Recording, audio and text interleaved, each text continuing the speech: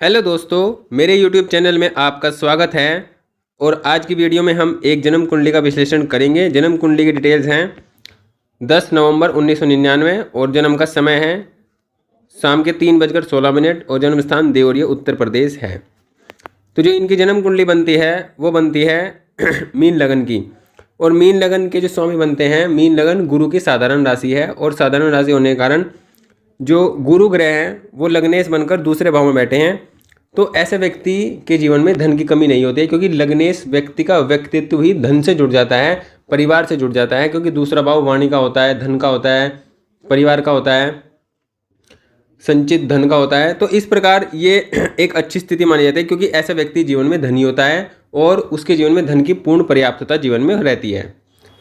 यहाँ पर देखें, ये शनि के साथ बैठे हैं नीच राशि में, जो कि एक स्थिति यहाँ पर बने रही है कि शनि गुरु का जो कॉम्बिनेशन बना हुआ है, इस पर हम अभी आगे चलकर चर्चा करेंगे। यहाँ पर देखिए, पंचम भाव के जो स्वामी बनते हैं चंद्रमा, और चंद्रमा अपने से पंचम भाव, मतलब पंचम भाव का स्वामी अपने से पंचम भाव नवम भाव में नीच राशि में बैठा है। और जो राशि स्वामी है मंगल, वो केंद्र में बैठे हैं, तो इनका नीच भंग यहाँ पर माना जाएगा। यहाँ पर ये बुध के साथ बैठे हुए हैं। बुध यहाँ पर चतुर्थ और सप्तम के स्वामी बनकर भाग्य भाव में बैठे हैं, जो ये दर्शाता है कि ऐसा व्यक्ति जीवन में खुद का मकान, खुद का घर, खुद की कार, खुद का सुख सुविधाएं सब कुछ प्राप्त करेगा। क्योंकि यहाँ पर इसका स्वामी जब नवम में जाता है तो ऐसे व्यक्ति के जीवन में उसका खुद का मकान, एक सुंदर घर होता है और व्यक्ति सभी सुख सुविधाओं से परिपूर्ण होता है। और मंगल की दृष्टि से भी ये घर यहाँ पर दिख रहा है, तो ऐसे व्यक्ति के जीवन में खुद का मकान, खुद की घर, एक से अधिक घर भी हो सकते हैं। तो ये स्थिति यहाँ पर जीवन में बनती है।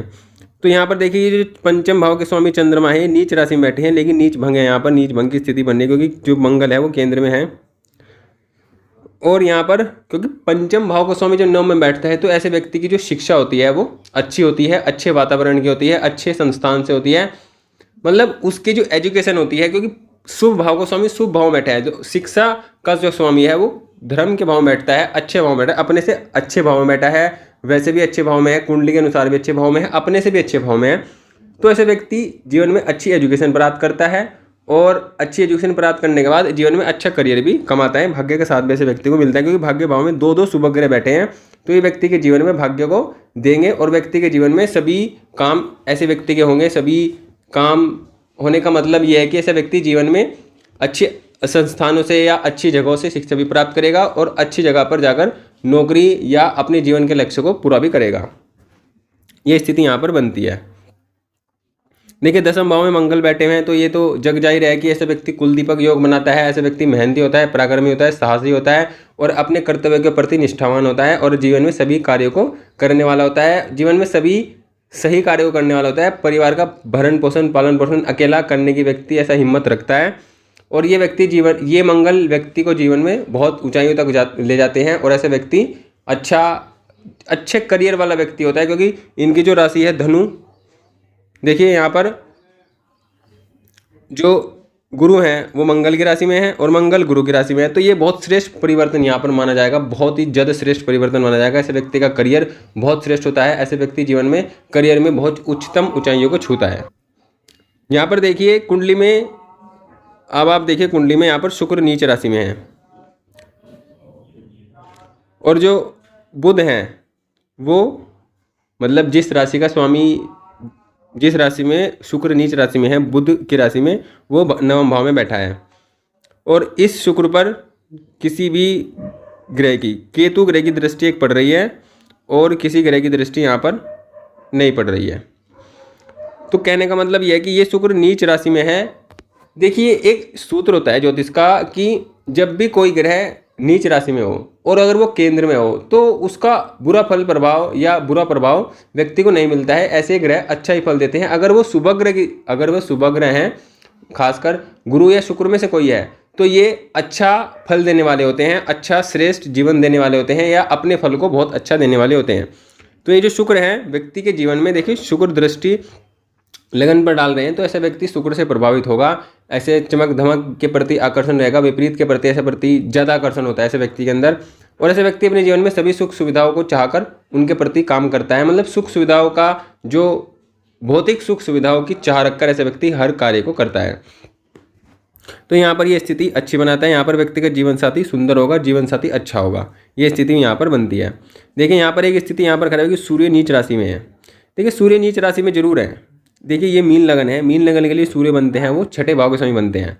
और छठे भाव के स्वामी, देखिए मैं आपको एक ज्योतिष सूत्र बताऊँ कि मीन लगन हो और मकर लगन हो और कन्या लगन हो, इसमें जो सूर्य बनते हैं वो 6, 8, 12 के स्वामी बनते हैं। और अगर इन लगन में मतलब मीन लगन हो, मकर लगन हो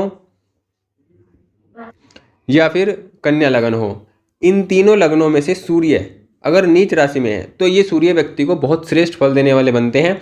ये अक्सर कुंडलियों में देखने में आया कि जब इन 3 लगनों में अगर सूर्य नीच राशि में पाए जाते हैं तो ऐसा व्यक्ति अपने करियर की सर्वोच्च ऊंचाइयों पर जाता है और जीवन में बहुत धन कमाता है, बहुत श्रेष्ठ धन कमाता है। क्यों? क्योंकि देखिए एक तो यहाँ पर ये नीच राशि में बैठे हैं 8वें भाव में, तो ये नीच भंग की स्थिति भी यहाँ पर बनती है। दूसरी बात ये बनती है कि देखिए ये छठे भाव के स्वामी हैं और 6, 8, 12 का स्वामी 6, 8, 12 में बैठा है, तो ये विपरीत राजयोग की स्थिति बना रही हैं। और यहाँ पर देखिए यहाँ पर ये गुरु से भी दृष्ट हो रहे हैं और शनि से भी दृष्ट हो रहे हैं, लेकिन गुरु से भी दृष्ट हो रहे हैं। गुरु और जो सूर्य है जब इनका कॉम्बिनेशन बनता है तो ये व्यक्ति के जीवन को बहुत सपोर्ट करने वाला होता है, उसकी हर मुसीबत में उसको साथ देने वाला कॉम्बिनेशन माना जाता है। जब किसी भी कुंडली में सूर्य और गुरु का कॉम्बिनेशन एक साथ हो, दृष्टि हो, किसी भी प्रकार से हो, तो ये बहुत अच्छा कॉम्बिनेशन माना जाता है। ये स्थिति यहाँ पर देखिए, ये सूर्य भी यहाँ पर खराब रिजल्ट देने वाले नहीं होंगे, ये अच्छा रिजल्ट देने वाले हैं। व्यक्ति के स्वास्थ्य में जरूर समस्याएं दे सकते हैं, लेकिन व्यक्ति के जो भौतिक करियर है, जो भौतिक संसाधन है या करियर है, धन से संबंधित या किसी और सम्मान से काम से संबंधित व्यक्ति के जीवन में कोई समस्या नहीं आने देंगे। देखिए इनकी कुंडली में एक श्रेष्ठ बात है कि जैसे किसी की कुंडली में संघर्ष अधिक होता है, किसी की कुंडली में संघर्ष कम होता है। देखिए इनका लगन गुरु से प्रभावित है और इनके जो चंद्र राशि है वो मंगल है, दोनों आपस में परम मित्र हैं, अच्छे मित्र हैं। तो ये एक अच्छी स्थिति कुंडली में मानी जाती है। ऐसे व्यक्ति के जीवन में कम संघर्ष होकर और कम मतलब स्ट्रगल करके वो अच्छी सफलताएं, अच्छे नाम कमा सकता है या कमाते हैं, ऐसा कुंडलियों में देखने में आया है। ये स्थिति यहाँ पर बनती है।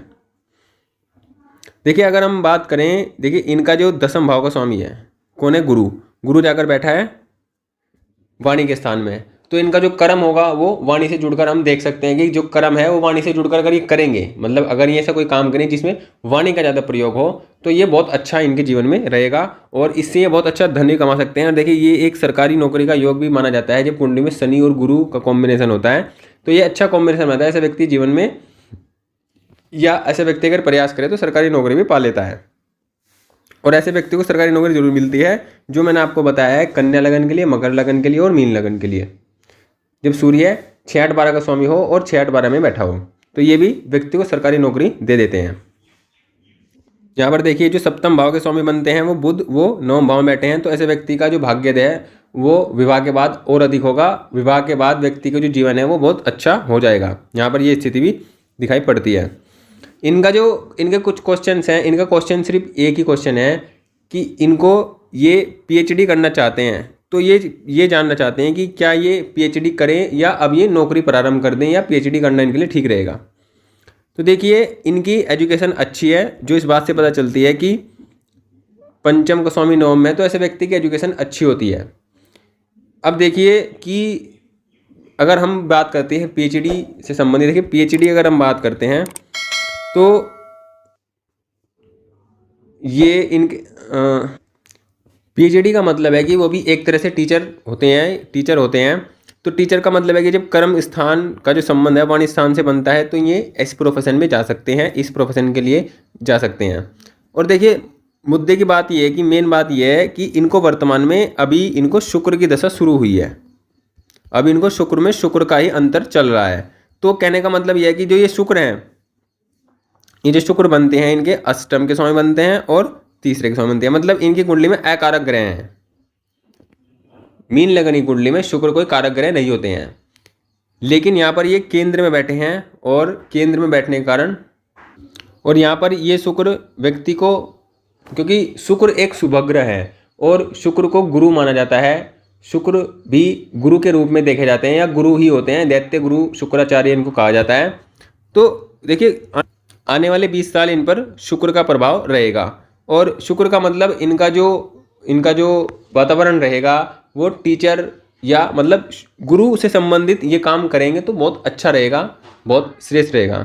और देखिए एक तो होता है गुरु, जो गुरु होता है वो भी टीचर के लिए होता है, और जो शुक्र होता है इसको भी हम टीचर या प्रोफेसर के लिए देख सकते हैं, क्योंकि शुक्र का अधिक महत्व प्रोफेसर के लिए माना जाता है। क्योंकि देखिए शुक्र का मतलब ये है कि जो डिग्री कॉलेज होते हैं, डिग्री कॉलेज में जो बच्चे होते हैं वो अपनी यंग एज में होते हैं, और जो यंग मतलब जो जवानी को जो रिप्रेजेंट करते हैं वो शुक्र करते हैं। तो इस प्रकार से भी देखा जाए या हम किसी भी प्रकार से देख लें तो शुक्र का प्रभाव इन पर 20 साल के लिए रहेगा, और पीएचडी करना इनके लिए ज़्यादा सही रहेगा वर्तमान में नौकरी करने के अपेक्षा, और पीएचडी कर ये ज़्यादा अच्छा जीवन में करियर बना सकते हैं। इस चीज़ को हम अगर अभी नवमांश में देखते हैं, नवमांश में देखते हैं तो देखिए नवमांश में अगर हम देखते हैं तो इनकी कुंडली में गुरु शुक्र का जो कॉम्बिनेशन है वो भी यहाँ बना हुआ है, और वो भी इनकी नौकरी के हाउस में, नौकरी का जो घर होता है यहाँ पर गुरु शुक्र सूर्य का कॉम्बिनेशन बना हुआ है, जो कि श्रेष्ठ है, अच्छा है। अब आप देखिए कि कुंडली में इनकी शुक्र नीच राशि में है और शुक्र की इनको दशा भी चल रही है, और देखिए नवमांश कुंडली में शुक्र उच्च राशि में है, तो ये उच्च के समान ही फल देंगे, बहुत श्रेष्ठ फल इनको देंगे जीवन में। और जीवन में शुक्र का जो काम है सुख सुविधाएं देना, हर प्रकार की जीवन को सुख को देना, भौतिक सुख सुविधाओं से परिसंपन्न कराना व्यक्ति को, तो ये यहाँ पर करेंगे और इनको अच्छा जीवन देंगे। तो इनको शुक्र से संबंधित काम ही करना चाहिए, और टीचर का काम भी शुक्र से संबंधित हम ले सकते हैं, प्रोफेसर से संबंधित ले सकते हैं। तो पीएचडी करना इनके लिए ज़्यादा अच्छा रहेगा वर्तमान में। देखिए मंगल भी यहाँ पर खुद की राशि में है, तो मंगल भी यहाँ पर अच्छी अवस्था में बैठे हुए हैं। बुध देखिए नवमांश कुंडली भी नवम भाव में है और लगन कुंडली में नवम भाव में है, तो बुध भी यहाँ पर अच्छे हैं जो बुद्धि को रिप्रेजेंट करते हैं। और यहाँ पर देखिए ये कॉम्बिनेशन भी व्यक्ति की बुद्धि के लिए, व्यक्ति के दिमाग के लिए बहुत अच्छा कॉम्बिनेशन होता है। जब चंद्रमा और बुध एक साथ होते हैं ऐसे व्यक्ति बहुत माइंडेड होते हैं, और बहुत मतलब उनकी बुद्धि जब उनकी विकट परिस्थिति होती है या बुरी स्थिति होती है तब उनकी बुद्धि उनका ज़्यादा साथ देती है। इस कॉम्बिनेशन में ऐसा माना जाता है, और ऐसे व्यक्ति की एनर्जी भी सही समय पर सही काम करती है। तो ये मंगल भी ऐसे व्यक्ति को कराते हैं। अगर हम दशमांश भी इनके चेक करते हैं तो देखिए दशमांश में भी गुरु और सूर्य का संबंध बन रहा है, तो ये एक टीचर के पद पर जा सकते हैं। टीचर का पद का कॉम्बिनेशन इनका बहुत अच्छा और मजबूत बना हुआ है लगन में, नवमांश में, दशमांश में। तो इस दृष्टिकोण से भी हम देखते हैं तो ये प्रोफेसर या टीचर के पद पर जाने का काम जा सकते हैं, इस प्रोफेशन को चुन सकते हैं जो इनके लिए बहुत श्रेष्ठ रहने वाला है। ये बहुत श्रेष्ठ स्थिति यहाँ पर दिखाई पड़ रही है कि सूर्य और गुरु एक साथ एक ही भाव में दशमांश कुंडली के लगन में, ये अच्छे करियर को दिखाता है। देखिए मंगल यहाँ पर भी अच्छी स्थिति में, कोई खराब स्थिति में नहीं है। शनि यहाँ पर उच्च राशि में है और शुक्र भी यहाँ पर ठीक ठाक बैठे हैं, कोई खराब स्थिति में नहीं बैठे हैं। तो इनका मतलब ये है कि ये अपने जिस भी इनके लिए वर्तमान में पीएचडी करना ज़्यादा श्रेष्ठ रहेगा, उससे करके ये अपने जीवन में ज़्यादा अच्छा अपॉर्चुनिटी, ज़्यादा अच्छे अवसर प्राप्त करेंगे, ज़्यादा अच्छा इनका जीवन अच्छा रहेगा। ये स्थिति इनकी बनती है। देखिए इस कुंडली में क्या है कि शनि भी नीच राशि में है, लेकिन नवमांश में कोई ग्रह नीच राशि में नहीं है। नवमांश में सभी ग्रह अच्छी अवस्था में बैठे हैं। सूर्य भी नीच राशि में है, शुक्र भी नीच राशि में है, चंद्रमा नीच राशि में है। तो ये कह सकते हैं कि बहुत स्थिति खराब होगी, बहुत जीवन बहुत संघर्ष में होगा, बहुत प्रॉब्लम्स में होगा, लेकिन ऐसी स्थिति यहाँ पर नहीं होगी, क्योंकि ये जो ग्रह हैं ये अपनी लगन कुंडली के हिसाब से ऐसी अवस्था में बैठे हैं कि व्यक्ति को अच्छा जीवन देने का काम ये करेंगे। तो ये स्थिति यहाँ पर बनती है। और किसी भी कुंडली में अगर ग्रह ज़्यादा नीच राशि में हो तो ऐसे व्यक्ति घबराते हैं और बहुत ज़्यादा वो डिप्रेस होते हैं, परेशान होते हैं कि उनकी कुंडली में नीच राशि में है, बुरा प्रभाव देंगे। देखिए वो स्थिति अलग अलग स्थिति होती है, और अधिकांश स्थिति ऐसी नहीं होती है कि वो घबराने वाली स्थिति हो, या थोड़ी प्रॉब्लम सभी के लिए साथ आती हैं, लेकिन स्थिति इतनी घबराने वाली नहीं होती है, या कि व्यक्ति बहुत ज़्यादा घबरा जाते हैं। तो इसमें घबराने की कोई बात नहीं होती है कि अगर कुंडली में ग्रह नीच राशि में है। अगर मैं आपको बताऊँ डीपली, देखिए सूर्य है, ये सूर्य तुला राशि में जरूर है, नीच राशि में जरूर है, लेकिन ये गुरु के नक्षत्र में है, तो ये बुरा प्रभाव देंगे ही नहीं, आपको बहुत सम्मान देंगे जीवन में, आपको जीवन में बहुत सम्मान मिलेगा। ये इस बात की पुष्टि करते हैं, ये गुरु के नक्षत्र में है, तो ये बहुत अच्छा रिजल्ट देने वाले ग्रह बनेंगे आपके लिए। और ये सूर्य आपको सरकारी नौकरी भी दे सकते हैं। तो ये स्थिति यहाँ पर बनती है।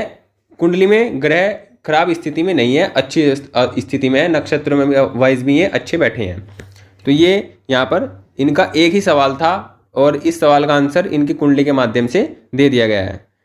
बाकी और भी जो कोई इनको सलाह दे सकता है वो दे सकता है। अगर हम इनके उपाय की बात करें कि उनको क्या उपाय करना चाहिए, देखिए अगर ये उपाय करना चाहे तो ये मूंगा रत्न धारण कर सकते हैं। मूंगा इनके लिए बहुत श्रेष्ठ होगा। पुखराज भी ये धारण कर सकते हैं, पुखराज भी इनके लिए श्रेष्ठ होगा। मूंगा और पुखराज ये तो दोनों धारण कर लें या दोनों में से कोई एक धारण कर लें तो इनके लिए श्रेष्ठ रहेगा। और जिस प्रोफेशन में जाना चाहते हैं, जिस प्रोफेशन के लिए ये प्रयास करते हैं, तो उसके हिसाब से इनको पुखराज धारण करना इनके लिए बहुत बेहतर रहेगा, बहुत श्रेष्ठ रहेगा।